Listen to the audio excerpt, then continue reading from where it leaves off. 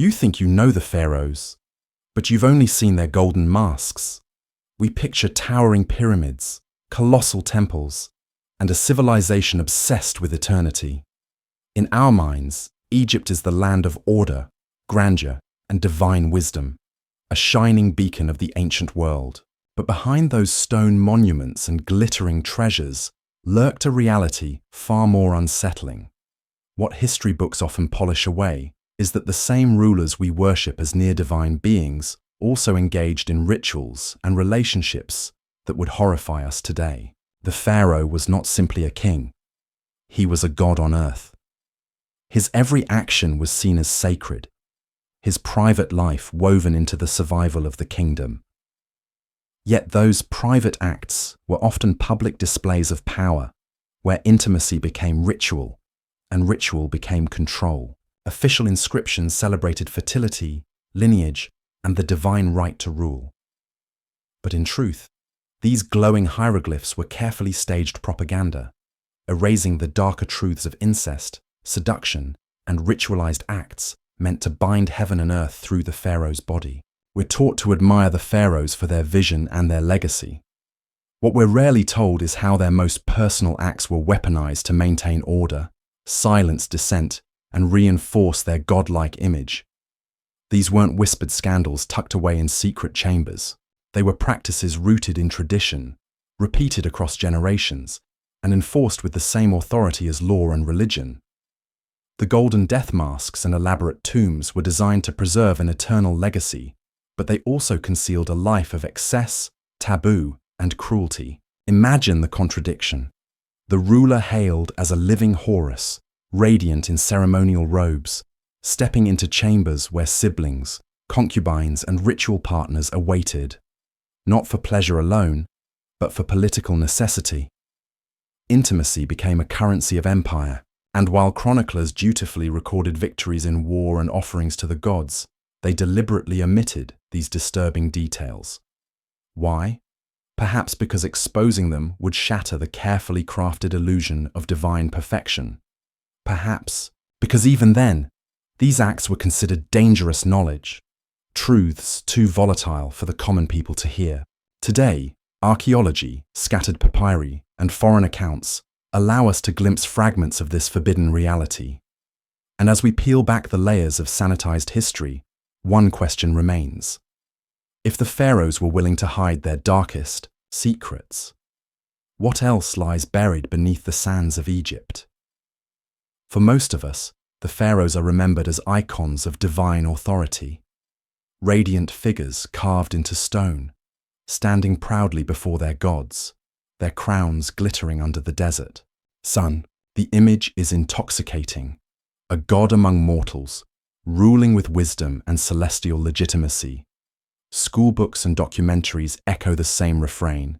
The pharaoh was not merely a man, but a living Horus, chosen by the gods to uphold Ma'at, the sacred balance of order and justice. To question his morality, his purity, or his divinity would have been unthinkable.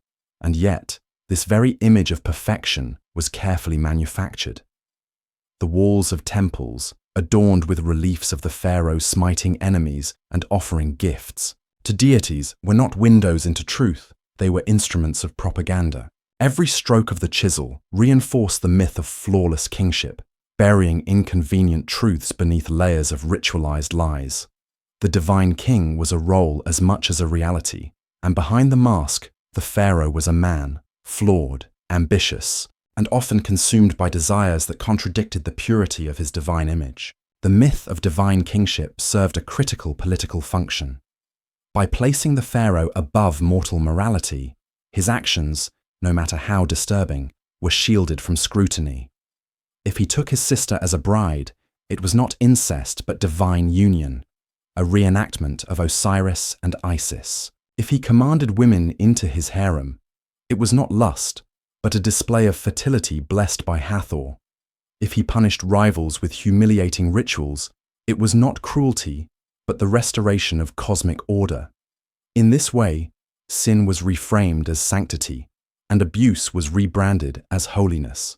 Consider the coronation rituals themselves. elaborate performances designed to convince both elites and peasants alike that their ruler was no ordinary man. Priests declared that the pharaoh's blood was divine, descended from the gods themselves, and thus too sacred to be diluted by common unions. This lie became the foundation of dynastic incest, a practice that devastated bloodlines while simultaneously reinforcing the illusion of purity. Even the throne names chosen by rulers echoed this myth, proclaiming them sons of Ra, beloved of Amun, eternal like the sun. But behind closed doors, these god-kings behaved less like divine beings and more like despots cloaked in ritual. Records hint at pharaohs who indulged in excess, harems filled with hundreds, elaborate fertility rites bordering on the grotesque, and violent punishments carried out under the guise of maintaining cosmic order. To the public, the pharaoh's life was a sacred drama. In reality, it was often a theatre of domination, with sex and cruelty used as tools of governance. The myth also extended beyond Egypt's borders. Foreign envoys described the pharaohs with awe, sending tribute to secure their favor, never suspecting, or perhaps daring not to say, that the god-king's palace was riddled with scandal. Greek historians later recorded fragments of these darker truths, yet even their accounts were laced with caution, as though speaking too directly about Pharaoh's excesses might invite divine wrath. This careful control of narrative ensured that while the Nile Valley marveled at monuments and rituals, the shadows within the palace remained unseen. The divine king was the linchpin of Egyptian society, the axis upon which religion, politics, and culture turned. To expose his humanity, his sins, his desires, his corruption, would have been to undermine the very order of the cosmos. Thus, the illusion had to be maintained at all costs. But archaeology, that stubborn revealer of secrets, does not bend so easily to propaganda. DNA evidence from royal mummies exposes the cost of incestuous unions. Faded papyri hint at court intrigues, betrayals, and forbidden affairs. Even tomb paintings, when read closely, reveal symbols of fertility rituals that were more carnal than spiritual. These fragments remind us that the pharaoh's divinity was, at best, a mask. And behind it, the god-king was as human, as flawed, and as capable of horror as any man. And so, the question emerges, if the image of divine kingship was a lie, what truths were hidden behind the rituals themselves? To answer that, we must step into the forbidden ceremonies of power, where intimacy, religion, and politics became one-eye, rituals that shocked even ancient observers, and which modern historians still struggle to confront. To understand the pharaoh's authority, one must step inside the sanctuaries where religion and desire merged into spectacle. In ancient Egypt, power was not simply enforced by armies or laws, it was sanctified through ritual, and many of those rituals revolved around fertility. The pharaoh's body was not his own. It was the vessel of the gods, the bridge between heaven and earth. His potency was believed to determine the fate of crops, the flooding of the Nile, and even the survival of the kingdom. This meant his most intimate acts became matters of state, and they were anything but ordinary. The fertility rites often blurred the line between sacred ceremony and sexual performance. One of the most shocking traditions, recorded in fragments of papyri and hinted at in temple inscriptions, suggested that the pharaoh was expected to publicly demonstrate his virility. In some accounts, he would symbolically, or even literally, engage in ritual acts meant to ensure the fertility of the land. The spilling of seed was seen as the spilling of divine essence, a cosmic guarantee that the Nile would flood and life would flourish. To the faithful, this was holy theatre. To modernize, it is disturbing, an intimate act transformed into a political performance. Temples played a central role in this system. High priestesses, often chosen from noble families, served not just as ritual caretakers but as partners in sacred unions. These unions, framed as reenactments of the marriage between gods like Isis and Osiris, blurred further into incestuous symbolism when pharaohs performed them with their own sisters or daughters. The official narrative proclaimed this as sacred devotion, a reenactment of divine myth. But in reality, It was a system designed to reinforce dynastic control, trapping women within the machinery of ritual while presenting it to the people as piety.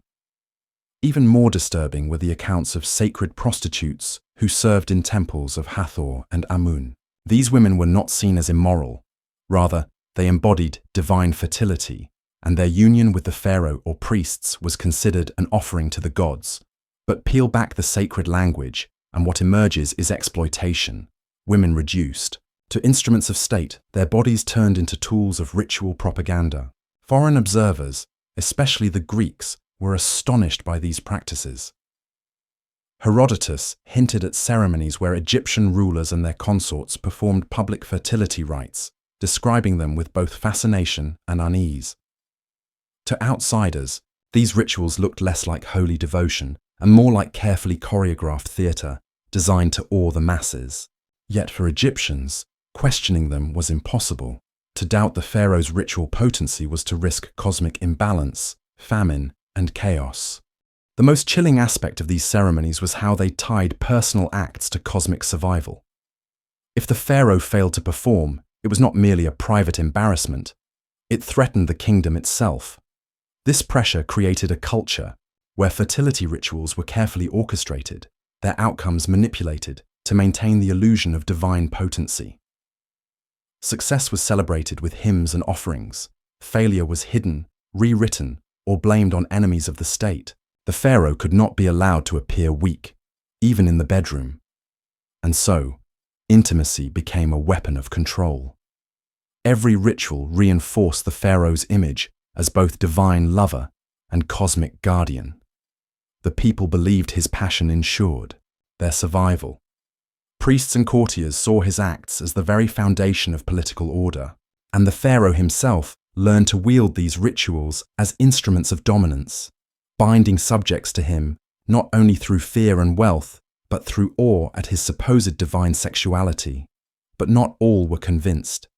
Scattered records suggest that some Egyptians whispered about the corruption of these practices, that behind the chants and incense lay something grotesque.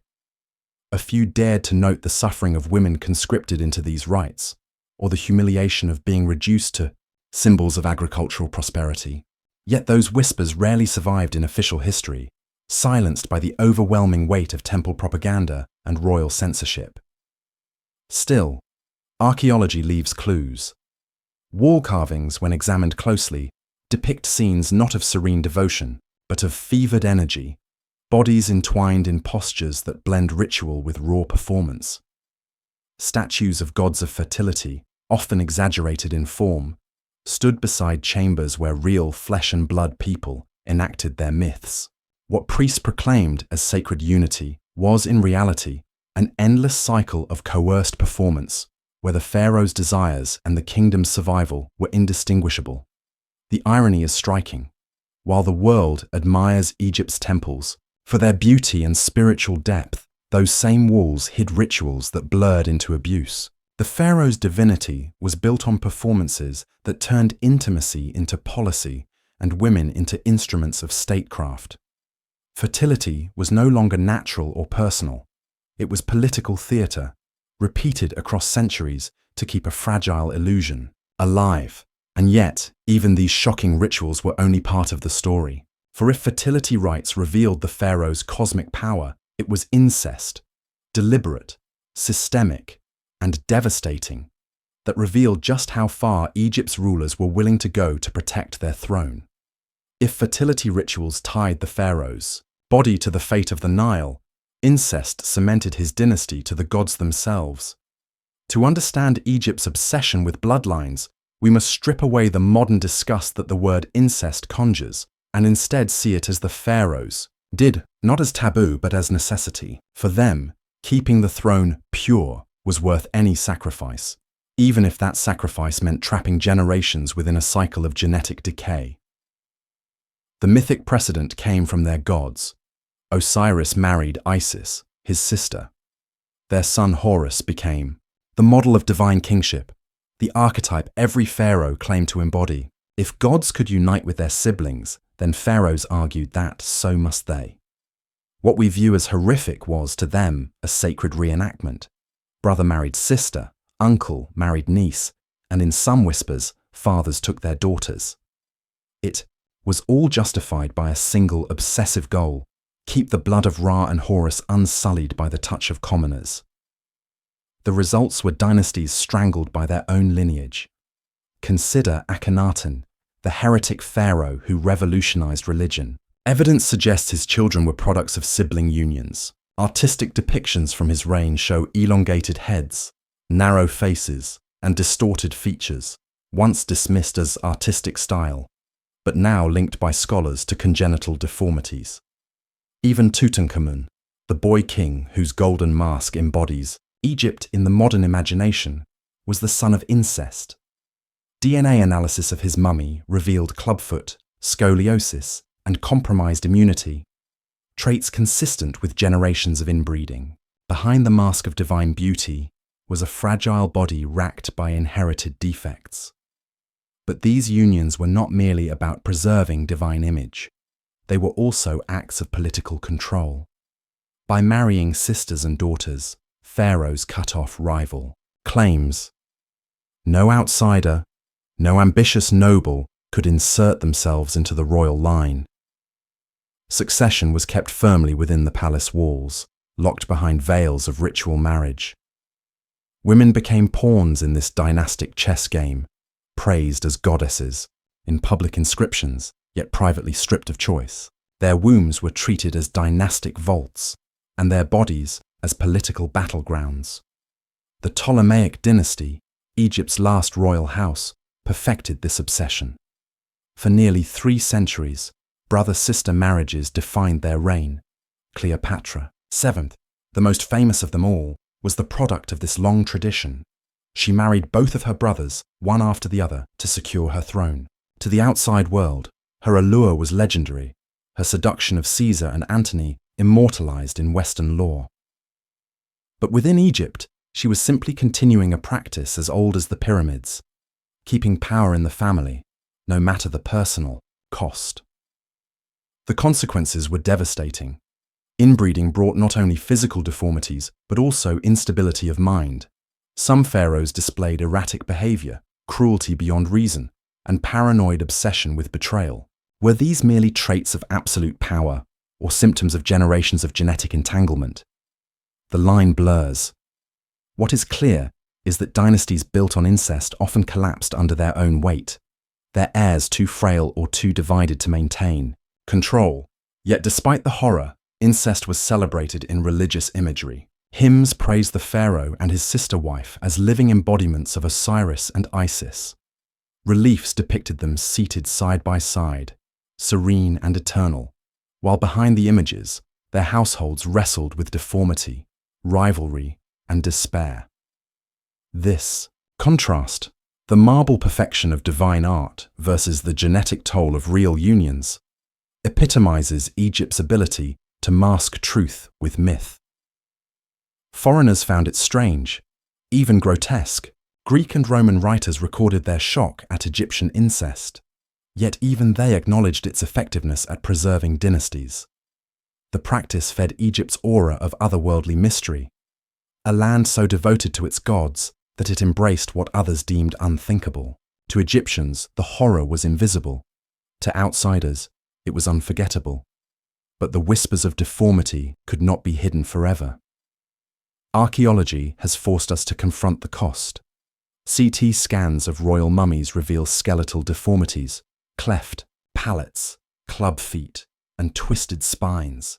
These were not isolated cases but systemic, the inevitable toll of dynasties locked in self-made prisons. The very obsession with purity that was meant to preserve their power ultimately weakened it. And yet, incest remained a central pillar of royal legitimacy. It was a theatre of purity staged for the gods and the people. Every wedding between brother and sister was more than a union. It was a ritual performance, a declaration that the pharaoh's family was not mortal but divine. Behind the rituals, however, the reality was cruel. Women denied freedom, children born into suffering, and dynasties haunted by their own blood. Incest in Egypt was not an accident, nor a shameful secret. It was deliberate, systemic, and defended with myth. It was the dark skeleton in the golden tomb, the hidden truth beneath polished hieroglyphs. And if bloodline purity was the foundation of Pharaoh's rule, then harems, filled with pleasure, cruelty, and espionage, were the machinery that kept their power alive in practice. If incest was the pharaoh's weapon to preserve his dynasty, the harem was his stage to display power. For many, the word harem conjures images of perfumed chambers, silken cushions, and endless pleasure. In Egypt, however, the royal harem was both paradise and prison. A gilded cage where beauty, fear, and cruelty coexisted. It was a world sealed from common eyes, yet its influence rippled across the empire like a hidden current shaping the tides of history. The pharaoh's harem was not a small affair. It was a sprawling institution, sometimes housing hundreds of women, queens, secondary wives, concubines, captives taken from foreign campaigns, and daughters of loyal nobles offered as tokens of allegiance. At first glance, the harem symbolized abundance and virility, proof of the pharaoh's divine potency. But beneath the golden veneer, the harem was also a factory of control, a system where women were currency, intimacy was weaponized, and betrayal was a constant shadow. The conditions within the harem depended entirely on the pharaoh's will. Some rulers showered favorites with gifts, gold jewelry, exotic perfumes, silken gowns. Others ruled their chambers with cruelty, enforcing obedience with threats of banishment or death. Women who pleased the king rose in influence, sometimes, shaping policy through whispered counsel. Those who disobeyed or even hesitated could vanish overnight. Punishment ranged from confinement in underground chambers to brutal execution, often staged as a warning to the rest.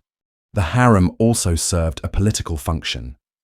By gathering women from across the empire and beyond, the pharaoh created a living tapestry of alliances. A princess from Nubia, a noblewoman from Syria, a captive from Canaan, each woman represented not only beauty, but also political leverage. Through them, the pharaoh could bind rival factions or humiliate conquered peoples. Yet these women were also prisoners, their lives reduced to pawns in Egypt's grand chessboard of power. Foreign accounts suggest that the harem was a place of constant surveillance.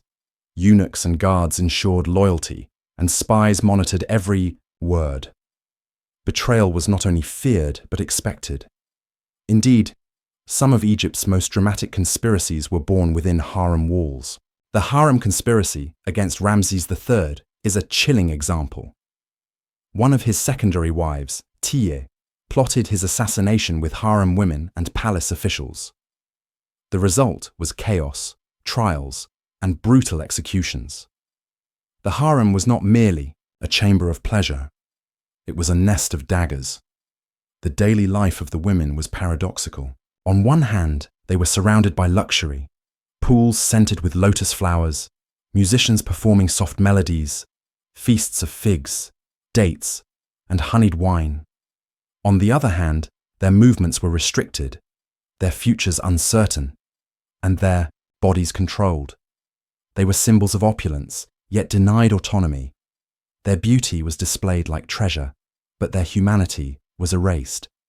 What makes the harem particularly horrifying is the contrast between its opulence and its suffering. Imagine walking into a chamber lined with gold, sunlight filtering through alabaster windows, every surface painted with images of love and fertility. And yet, within that chamber, women lived in fear of the pharaoh's whims. A smile could save a life. A frown could condemn it. Desire was indistinguishable from dominance, and love was replaced by calculation. Even young boys and men were not entirely absent. Some records hint at the presence of male attendants, dancers, or captives used for the pharaoh's amusement, though such details were buried beneath euphemisms. The pharaoh's harem was not bound by morality as we understand it, but by the pharaoh's desire, and desire, in the context of absolute power, could be cruel, excessive, and terrifying. The harem also mirrored Egypt's obsession with secrecy. Outsiders knew little of what truly occurred behind those walls. What leaked were rumors. A favorite who swayed policy, a concubine executed for witchcraft, a child born whose parentage was whispered about but never confirmed. These fragments suggest a world where intimacy was never personal.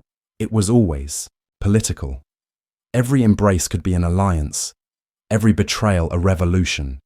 And so, the harem became both a crown jewel and a powder keg. It embodied the pharaoh's divine abundance, yet it also threatened him with plots and poisons. Its women were adored, yet they were disposable. Its chambers glittered with gold, yet its shadows reeked of fear. To the outside world, the harem was an untouchable symbol of Pharaoh's greatness. To those inside, it was a gilded nightmare, a life where survival depended not on love or loyalty, but on navigating the deadly game of desire and dominance. But even this was not the end of Egypt's horrors. For if harems revealed the cruelty of pharaohs' private lives, their forbidden legacy reveals something far darker: how these secrets were buried, sanitized, and rewritten, and how the truth that survives shatters the image of Egypt as a land of only wisdom and glory. History, as we are taught, is rarely history as it was lived. The pharaohs of ancient Egypt have come down to us as immortal icons, flawless rulers in golden death masks, guardians of the pyramids, builders of eternal monuments. Their images are carved into stone, their names preserved in hymns, their triumphs retold in textbooks.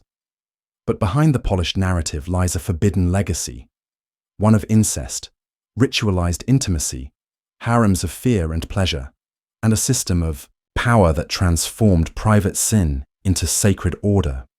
This legacy was not erased by accident, it was deliberately buried. Egyptian chroniclers, employed by the temples and funded by the crown, wrote what they were told to write. They praised pharaohs as sons of Ra, beloved of Isis, chosen of Amun. They recorded victories in war and acts of piety in temples, but they did not record the screams inside palace chambers, the trembling women forced into sacred unions, the genetic deformities born of dynastic obsession, or the conspiracies whispered within harems. For the pharaoh's image was too important to tarnish. His body was Egypt's body. His shame was Egypt's shame. And so, truth was hidden beneath the sands. Centuries later, foreign visitors to Egypt were left to piece together fragments. The Greeks, fascinated by Egypt's mystery, recorded whispers of incest and fertility rites, but even they cloaked their words in caution. The Romans, awed by Cleopatra's charisma, spoke of seduction and decadence, but stopped short of fully exposing the system. Each retelling diluted the darkness, leaving only hints for later generations. It was not until modern archaeology, stubborn, methodical, and merciless, that the cracks in the myth grew too wide to ignore. CT scans of mummies revealed deformities consistent with incest: club feet, cleft palates, twisted spines. DNA testing confirmed what ancient whispers had suggested: dynasties tangled in their own blood, paying the price for their obsession with purity. Inscriptions, once thought to be innocent hymns, revealed hidden symbols of fertility rituals. Papyri, long overlooked, contained references to harems, conspiracies, and punishments too brutal to dismiss as rumor. And yet, even now, much of this knowledge is softened for public consumption. Museums display golden masks and alabaster statues but rarely speak of the incestuous unions that produced their wearers. Tour guides praise temples as centers of devotion, but neglect to mention that those same temples hosted sacred acts of coercion. The tourism industry thrives on Egypt's glory, not its horrors. In this sense, the pharaohs still succeed. Their propaganda, carved into stone, continues to outshine the whispered truth. The forbidden legacy of Egypt is not merely about sex or scandal. It is about the intersection of power, myth, and survival. The pharaohs understood something that dictators and monarchs throughout history have emulated. Control the narrative, and you control the people. By presenting their darkest acts as divine rituals, They stripped their subjects of the ability to resist. Who would dare question a god? Who would risk famine or cosmic chaos by refusing the pharaoh his sacred unions? Fear was not enforced only by soldiers, it was embedded in religion, carved into the very concept of reality. But this strategy carried a cost. The very practices meant to preserve Egypt's dynasties often weakened them. Inbreeding produced fragile heirs. Harems spawned conspiracies, and fertility rituals created a culture of excess that distracted rulers from the practical needs of governance. Time and again, dynasties collapsed, not from foreign invasion alone, but from rot within. The golden mask of the pharaoh concealed not only his face but also the fatal flaws of a system built on forbidden practices. What makes this legacy haunting is how it echoes across time. Other empires, from Rome to medieval monarchies, imitated Egypt's obsession with bloodline purity and divine right. Other rulers maintained harems, controlled intimacy as a political weapon, and cloaked exploitation in ritual. The pharaohs may have been the first to perfect the system, but they were not the last. Their legacy is not confined to the Nile. It ripples across human history. So why does it matter now? Because the story of Egypt is the story of how power hides its sins. We live in an age of information, yet even today, leaders craft narratives to mask corruption, industries sell sanitized myths, and institutions bury inconvenient truths. Egypt's golden age teaches us not only about the past, but about the enduring ability of power to rewrite reality. When you gaze at the mask of Tutankhamun, gleaming in its perfection, remember that beneath it lay a frail boy crippled by generations of incest. When you walk through temples echoing with hymns of devotion, remember that those same walls once enclosed ceremonies of exploitation. When you marvel at Egypt's endurance, remember that its survival came not just from brilliance and order, but also from secrets so dark they were buried for millennia. The forbidden legacy of the pharaohs is not comfortable. It challenges our admiration, tarnishes our idols, and forces us to confront the duality of human history. Glory intertwined with horror, beauty masking cruelty. But to ignore it is to fall into the same trap as the ancients, believing only the polished lies and ignoring the whispered truths. In the end, perhaps this is Egypt's greatest lesson. Civilization is not built only on stone and gold, but also on secrets, silences, and sacrifices. The pyramids may stand eternal, but so too does the memory of what they were built to conceal. The pharaohs achieved their immortality, but at a cost so horrific that even time itself tried to erase it. And so we ask, if these truths could be buried for thousands of years beneath sand and myth, how many other forbidden legacies remain hidden in the histories we think we know?